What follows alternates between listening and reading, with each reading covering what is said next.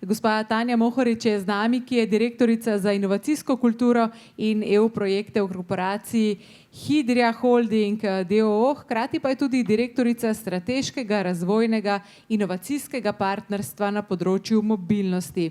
Zelo dejavna pri oblikovanju različnih slovenskih politik in strategij, predvsem na področju avtomobilske industrije seveda. Danes pa bo z nami delila svoje bogate izkušnje z izvajanjem projektov Obzorje Evropa, vedno znova poudarjam to obzorje, pa gotovo tudi kakšno izkušnjo od katerega od prejšnjih programov, a ne? Izvolite. Najlepša hvala, pa za začetek baje, da tisti, ki zdržijo do te točke, da dobijo pol zelo in dober koktejl na plaži. Tako da hvala vam vsem, ki vztrajate, očitno vas stvari res zanimajo, bom pa probala biti zelo kratka pa jedrnata. V glavnem, kar se tiče Hidrije, verjetno jo poznate, ampak ne toliko detajle, imamo približno 350 milijonov evrov realizacije, večina od tega v avtomobilski industriji, večina je izvožena in pa izvažamo v 60 držav.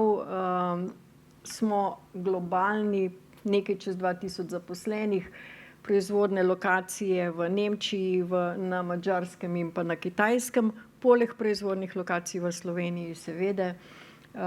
In pa, kar se tiče proizvodnega programa, smo ločeni, en del je vezan na industrijske komponente in tukajle so v glavnem je poudarek na elektromotorjih pa na ventilatorjih za industrijske aplikacije z vsemi dosti prepoznanimi blagovnimi znamkami oziroma kupci na tem trgu industrije in pa stavb. Druga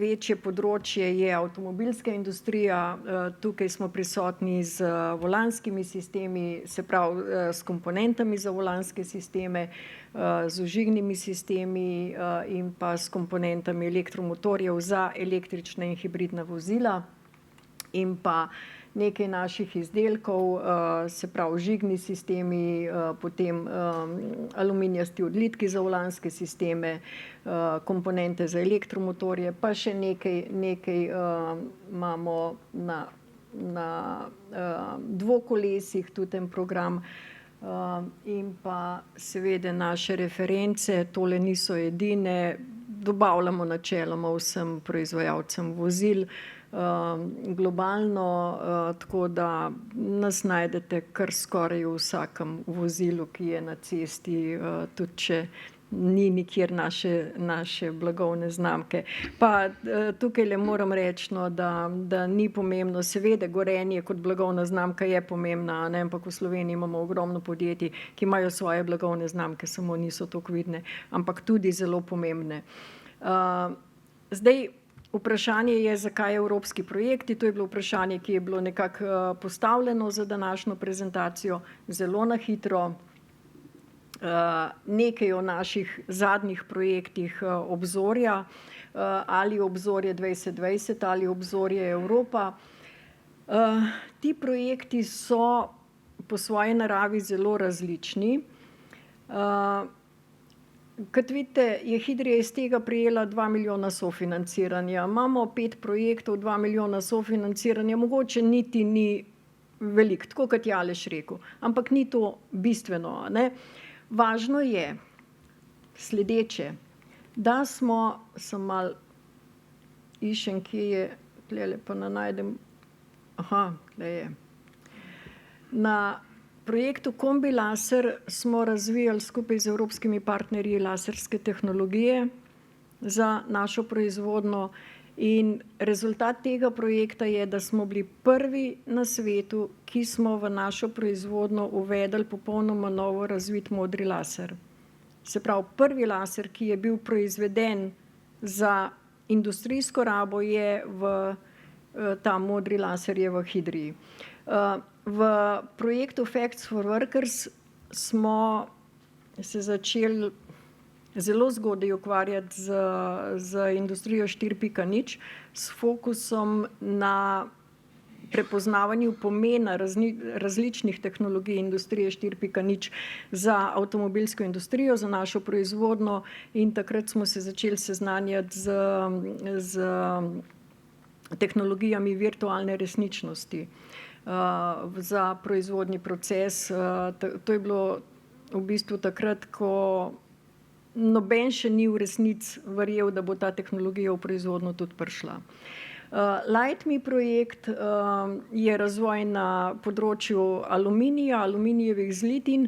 Tukaj le smo preizkušali tudi med prvimi kot uporabniki v konzorciju uvajanje nanodelcev v aluminijaste zlitine, a ne, zato ker smo iskali tehnologije za izboljšanje kakovosti aluminijastih odlitkov.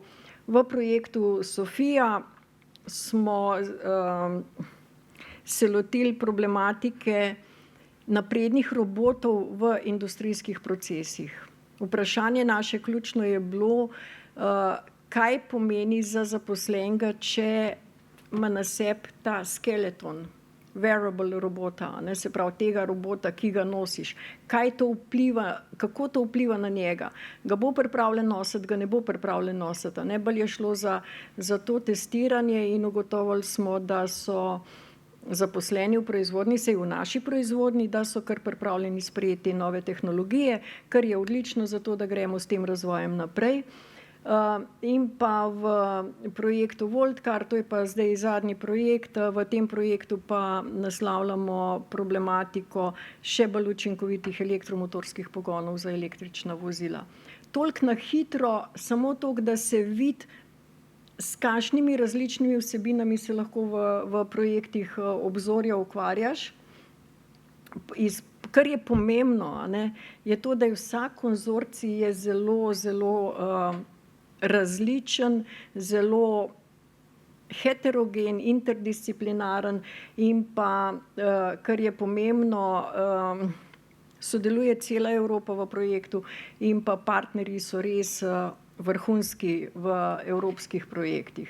Recimo Facts for Workers. Kar bi tukaj le poudarila, je to, da je dobro pozabiti na svoj ego, a ne. Rečeno je bilo, dajte svojo idejo skozi evropske projekte, lahko svojo idejo porinete naprej. Jaz pa pravim drugače, ne. Dajmo mi, se pravi, svojo idejo podrediti konzorciju, ampak s tem potegniti tudi tisto, kar mi rabimo iz konzorcija. Dajmo poslušati, kaj imajo veliki partnerji za povedati, ker imajo veliko pametnega za povedati. In včasih se zgodi, da vstopiš v projekt z neko svojo idejo, pol pa skozi debate, skozi pripravo projekta ugotoviš, da bistveno več lahko naredim. Zakaj ne bi pogledali malo dlje? Zakaj ne bi sledili temu, kar drugi partnerji pravijo, a ne? In to je tista pomembna lekcija, ki se jo naučiš. In še nekaj je, a ne, fajn se je prilepiti na, grdo rečeno, ampak dejansko to drži, na partnerje, ki so izkušeni. Še enkrat, pozabimo na svoj ego. Nismo mi tisti, ki smo pomembni zato, da bomo vodili projekt. Veste, imamo to izkušnjo s kombilaser projektom, a ne. Jaz sem koordinirala projekt, ogromno sem se naučila, ampak ni to bistveno, a ne. Včasih je lažje, a veste, imeti enega močnega partnerja, ki ima tudi več besede pri Evropski komisiji, več ugleda pri Evropski komisiji, ki pozna, kako se stvari delajo, a ne. Bistveno lažje je, kot pa če se vse sam učiš in hkrati koordiniraš partnerje, ki so lahko 10-krat, 100-krat večji od tebe in dejansko tudi v razmišljanju včasih pred tabo, a ne. Se pravi, še recimo partnerji Sofije, a ne. Tukaj smo dejansko prepustili stvari Italijanskemu inštitutu za tehnologije, ker so vrhunski v robotiki, a ne, in z njimi navezali odlične partnerske odnose. Sodelovali smo s Volkswagenom, ki je naš kupec in tako naprej, a ne. Se pravi, res so ta partnerstva pomembna zato, da porineš dejansko ne svoje ideje, ampak svoje razmišljanja na višji nivo, na čisten drug nivo, ki ti ga da ta konzorcij, a ne. Zdaj, Potrebno je pa zato, ker nekaj vložita, ne. Treba je delati. Tlele ne gre za to, da boš poklical na ministrstvo, rekel, pomagajte mi pripraviti idejo in da pol se bo kar zgodila, ne. Absolutno ne. Odgovarjaš za to, kar si napisal v projektu in to moraš dostaviti, ker če ne trpi cel konzorcij in če ne te nikoli več ne bojo povabili v noben konzorcij, če ne boš dostavil tega, kar si obljubil. Jasno je, da moraš sam zelo dobro imeti razdelano svojo strategijo, da moraš imeti tudi kompetence in vrhunska znanja. A veste, nekdo, ki nima znanj, pa misli, da bo skozi projekt prišel do nekaj fajn sofinanciranja, tisto se moti, a ne. Ampak je treba res kompetentno nastopati, a veste, ko imate Fraunhofer inštitut nasprot sebe in ko mu moraš parirati v razpravi o tem, kaj bo najboljša rešitev za prihodnost, a ne, potem moraš kar nekaj vedeti, moraš biti ambiciozen, predan tim, partnerski odnosi in pa prisotnost v Bruslju je pomembna. Tole bi pa res izpostavila. Hidrija je oziroma ja, dobesedno jaz osebno sodelujem v 4 evropskih združenjih. A ne, to, kar je bilo rečeno. Zakaj? Zato, ker tam se kreirajo strategije, tam se pripravljajo naslovi razpisov. In ko si zraven, ko se naslovi razpisov pripravijo, tam se tudi že konzorcij oblikuje. Tam si zraven. Če sediš v Sloveniji in misliš, da bo razpis prišel do tebe ali pa da ga boš našel tako, da boš po internetu malo poklikal, našel en naslov, ko boš rekel, wow, tale naslov je super, a ne, tam se ne bo zgodilo nič, a ne. Partnersko mrežo si je treba vzpostaviti in vzpostaviš jo tako, da si v Bruslju oziroma da si partner z svojimi kupci, z dobavitelji, a ne samo kupci. Tudi dobavitelji so pomembni in razvojni inštituti. Prednosti tega, to, da imaš odlično partnersko mrežo, da jih lahko pokličeš kadarkoli in iz teh partnerstev, ki so namenjeni izvajanju projekta, se potem rodijo sodelovanja, ki trajajo še naprej. A ne? In mi imamo ogromno takih primerov, kar zelo dobro veš je to, če imaš kupca v projektu kot partnerja, veš, kaj on razmišlja, kaj je njegova strategija, zato ker se pogovarja o tem s tabo, ker je odprt do tebe. Veš, kaj je strategija njegova za naslednjih 3, 5, 10 let, kaj bo dal na trg. In če on o tem razmišlja, verjetno tudi ostali tvoji kupci razmišljajo o teh vsebinah. Veš, kako se prilagoditi in si pred konkurenco zaradi tega. A ne?